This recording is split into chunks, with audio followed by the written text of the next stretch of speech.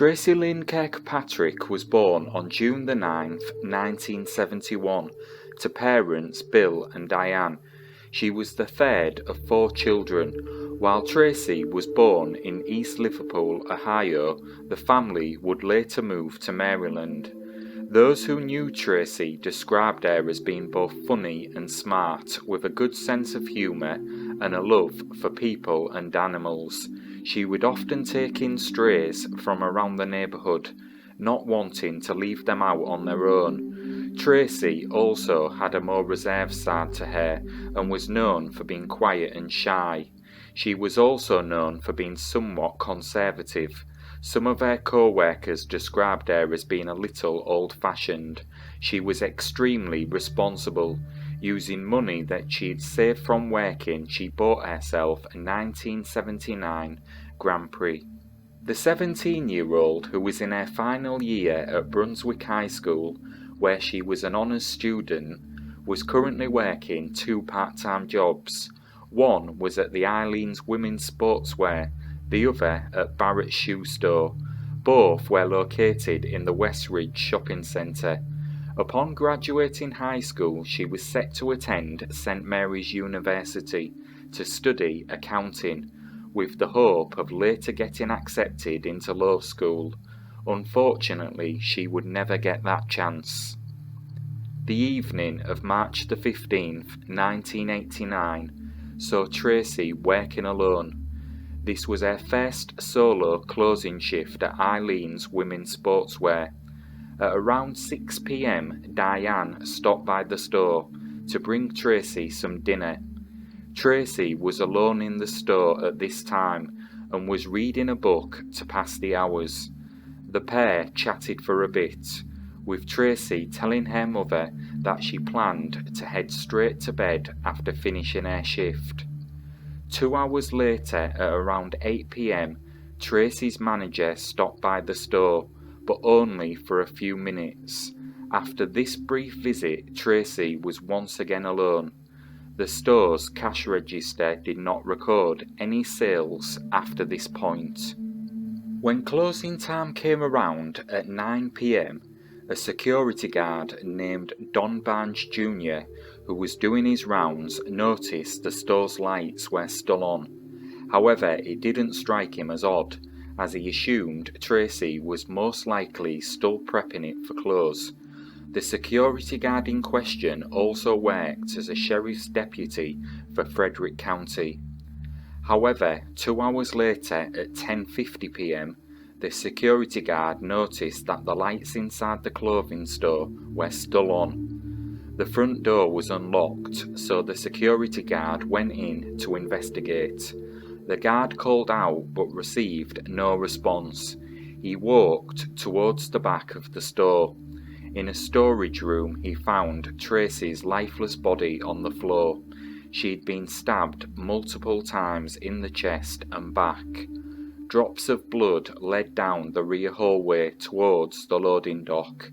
He immediately notified police. When Tracey didn't return home at her expected time, Bill and Diane decided to drive to the shopping centre. They worried their daughter may have experienced car trouble, although they recalled that she'd been late the previous night because she had been talking with her ex-boyfriend, whom she'd recently decided to start dating again.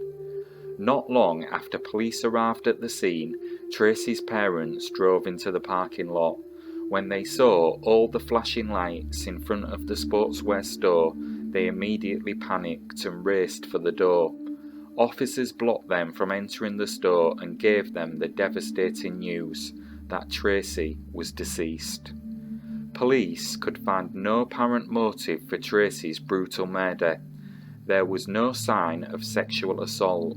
Nothing in the store appeared to be out of place. Merchandise was still neatly folded on the shelves, and nothing had been knocked to the floor. The day's cash receipts were left untouched on the counter. However, Tracey's purse was missing. There were no signs of forced entry. Since there were no indications of a struggle, police believed that the murderer was someone she knew. However, investigators didn't rule out that the murder could have been committed by a drifter who had been passing through Frederick. Blood droplets were found in a rear hallway leading to the store's loading dock and trash bins, and while no weapon was recovered, the wounds Tracey suffered indicated a knife had been used in the attack. While the killer had likely entered through the front door, investigators determined that they had probably exited from the store's rear entrance. There was a blood smear on the rear door, along with a partial fingerprint. A thorough analysis of the crime scene turned up no further physical evidence. Almost immediately, the investigation seemed to be stalling. No witnesses had come forward to report seeing or hearing anything unusual on the night that Tracey was killed. The few employees that were still present at the shopping centre at the time were interviewed, but none of them offered any useful information, and detectives admitted that the lack of witnesses was hindering their investigation. They had no suspects and still had no idea what the motive was for the murder. After conducting an autopsy, the Frederick County Medical Examiner determined that Tracey had been stabbed a total of 7 times in her back and chest. She had some defensive wounds on one of her hands, indicating that she had tried unsuccessfully to fight off her killer. The case would go cold until 3 months later, when a man called into a nationwide confessions hotline in Las Vegas, Nevada. The hotline was known for charging callers by the minute to record their confessions, which strangers could pay to listen to. The man, who called himself Don, left the following message, claiming to be Tracey's murderer. Hello, my name is Don, and I'm calling from Frederick, Maryland. I know this is going to sound surprising, but 3 months ago, I stabbed a girl to death. And you might think that in making this tape, I'm setting myself up to be caught, but there are a lot of guys named Don in Frederick. The girl I killed was working in a ladies' sportswear store. I often came by and talked to her when she was working alone. And one night when she was in the storeroom and we were talking, our conversation turned into an argument. And so I took out a knife that I have with me at all times, and I killed her. And a few days later I realized that I had created a lot of sadness. And I thought about turning myself into the police. But whatever they do to me, that won't bring Tracey back. So I decided that I better keep free because we have the death penalty in Maryland. Thanks for listening. I'm sorry about what I did, but nothing can change it. Bye.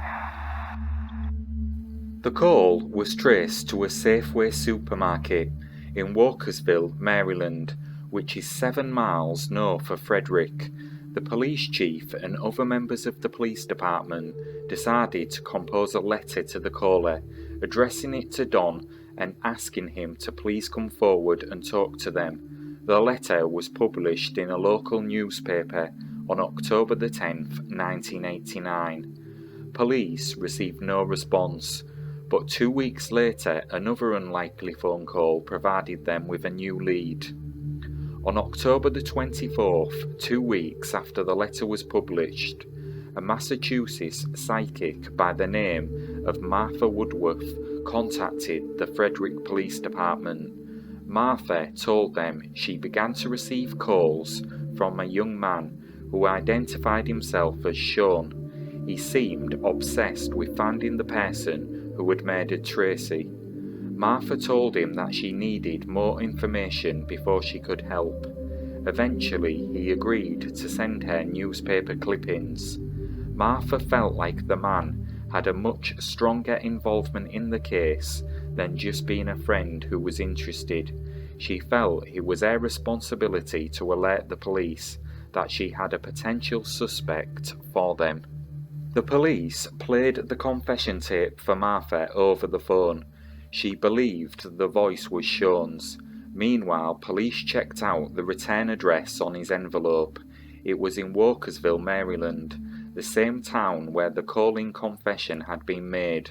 However, the young man living at the address was not named Sean or Don.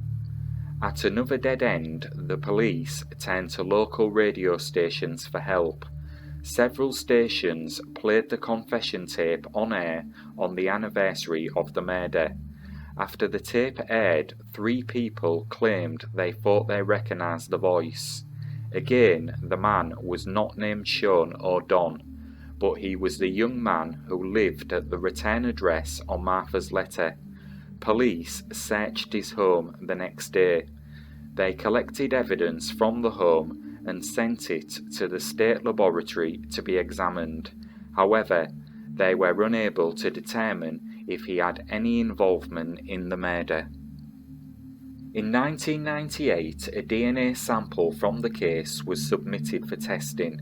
However, the amount was insufficient to develop a profile of the killer, as was another sample submitted in 2003. The man calling himself Don was later ruled out as a suspect. In 2009, detectives stated that they were still working on the case, but hadn't had any new leads in years.